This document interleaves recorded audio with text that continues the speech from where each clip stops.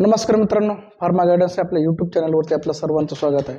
मित्रांनो, सुरुवातीला आपणास विनंती आहे की आपण या चॅनलला सबस्क्राईब केलं नसेल, या चॅनलला सबस्क्राईब करा, लाईक करा, शेअर करा.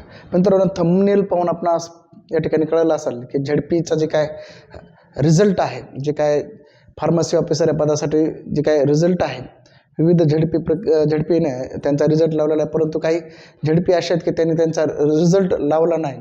त्यामुळे बरेच विद्यार्थ्यांना प्रश्न पडला की जे काय राहिलेल्या झेडपीचा फार्मसी ऑफिसर पदाचा जे काय रिझल्ट आहे तो कधी लागणार आहे. तर या ठिकाणी आपण पाहू शकतो की जे काय आज म्हणजे आतापर्यंत जवळपास आज अपडेट पाहताना आपण नंदुरबार आणि परभणी जिल्ह्याचा या ठिकाणी लेटेस्ट या ठिकाणी फार्मसी ऑफिसर या पदाचा झेडपीचा रिझल्ट लागलेला आहे. परंतु जे काय राहिलेल्या झेडपी आहेत अमरावती, बीड, बुलढाणा, चंद्रपूर, जळगाव, नाशिक, पालघर, पुणे, रायगड, रत्नागिरी, सातारा, सोलापूर या झेडपीचा माझ्या माहितीनुसार रिझल्ट जे काय आहे फार्मसी ऑफिसर या पदाचा तो रिझल्ट लागलेला नाही, लागायचा राहिला आहे, पेंडिंग आहे. त्याचबरोबर जे काय इतर गोष्टी पाहिजे झाल्या तर मित्रांनो, या रिझल्ट जवळपास शुक्रवारपासून म्हणजे जवळपास 7 दिवस झालेत रिझल्ट लागणं चालू झाला होता. जे काय कोल्हापूर झेडपी आहे यांनी सुरुवातीला फार्मसी ऑफिसर या पदाचा रिझल्ट या ठिकाणी त्यांनी जाहीर केला. नंतर बऱ्याच झेडपीनं त्यांनी त्यांच्या वेबसाईटवरती फार्मसी ऑफिसर पदाचा रिझल्ट जाहीर केला. परंतु हे काय झेडपी आहेत त्यांचा आतापर्यंत कोणतेही अपडेट नाही, त्यांच्या वेबसाईटवरती कोणत्याही प्रकारचं परिपत्रक नाही की रिझल्ट का लागत नाही किंवा का उशीर होत आहे, कोणत्याही प्रकारचं जाहीर प्रकटन त्यांनी दिलेलं नाही. त्यामुळे विद्यार्थ्यांमध्ये एक संभ्रम निर्माण झालेला आहे की काही विद्यार्थी अनेक क्वेश्चन निर्माण करत आहेत. काही विद्यार्थ्यांना वाटतं की रिझल्ट लागेल का नाही, कारण की या ठिकाणी जे काय लोकसभा निवडणुकीची आचारसंहिता सुद्धा लागण्याची शक्यता आहे.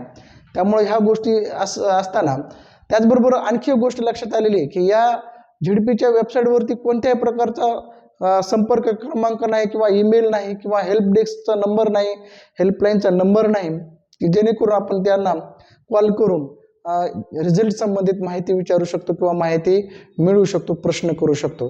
किंवा जे काय जाहिरात दिली होती त्यांनी भरतीची त्यामध्ये सुद्धा त्यांनी कोणत्याही प्रकारचा ईमेल ID किंवा मेल जो की हेल्पलाईन नंबर म्हणून किंवा हेल्प डेस्क म्हणून दिलेला नाही. आणि जे काय नंबर आहेत त्यांच्या वेबसाईटवरती, काही वेबसाईटवरती आहेत झेडपीच्या ते जुने आहेत, लँडलाईन नंबर आहेत, ते लागत नाहीत, बंद आहेत. त्यामुळं विद्यार्थ्यांनी नेमकं कुणाला प्रश्न विचारायचे, कुणाकडून माहिती घ्यायची रिझल्ट संबंधित हे पण या ठिकाणी दिसून येत आहे. बरेच विद्यार्थी दिवसातून बऱ्याच वेळेस वेबसाईटला चेक करतायत, अपडेट पाहतायत आणि रिझल्ट या ठिकाणी दिसून येत नाहीत. असं वाटतं की ह्या झेडपी विद्यार्थ्यांचे जे काय जे त्यांच्या स्वप्नाशी खेळ करतात किंवा विद्यार्थ्यांना विनाकारण त्रास देण्याचं काम ह्या झेडपी करत आहेत. माझ्या या व्हिडिओच्या माध्यमातून आपणास विनंती आहे की जे काय विद्यार्थी संघटना असतील किंवा जे सामाजिक कार्यकर्ते आहेत त्यांनी ह्या गोष्टी लक्षात घेऊन जे काय संबंधित झेडपी आहेत त्यांना रिझल्ट कधी लावणार किंवा रिझल्टच्या बाबतीत विचारणा करावी. किंवा आणखी एक गोष्ट सांगतो की आपण जरी आपल्या हे व्हिडिओ पाहणाऱ्या विद्यार्थ्यांपैकी जे विद्यार्थी या संबंधित जिल्हा परिषदमधील असतील त्यांनी त्या जिल्हा परिषदमध्ये जाऊन संबंधित जे काय अधिकारी असतील किंवा उच्च पदस्थ अधिकारी असतील या भरती संदर्भात त्यांना विचारणा करावी. जी काय माहिती येईल ती आपल्याला शेअर करा. आपण चॅनलच्या मार्फत सर्वांना या ठिकाणी शेअर करू. दुसरी गोष्ट म्हणजे या ठिकाणी आजपर्यंत रिझल्ट अपेक्षित होता, कारण की बऱ्याच झेडपीनं त्यांचा रिझल्ट जाहीर केला आहे. परंतु ह्या झेडपी या ठिकाणी आतापर्यंत कोणत्याही प्रकारचं अपडेट त्यांच्याकडून आलेलं नाही. परत आपण शेवटी आशा करूयात की ह्या झेडपी आज किंवा उद्यापर्यंत या ठिकाणी रिझल्ट लावतील आणि जेणेकरून विद्यार्थ्यांना त्यांचे जे काही मार्क असतील किंवा त्यांचे मिळालेले जे काही गुण आहेत हे कळतील आणि त्या ठिकाणी त्यांना कळेल की आपल्या या ठिकाणी भरतीमध्ये नंबर लागेल का नाही. त्याचबरोबर दुसरी गोष्ट सांगतो मित्रांनो की जे काही विद्यार्थी जे काय लोकसभा जे काय निवडणुकीची जी काय आचारसंहिता त्या संबंधित प्रश्न करत होते.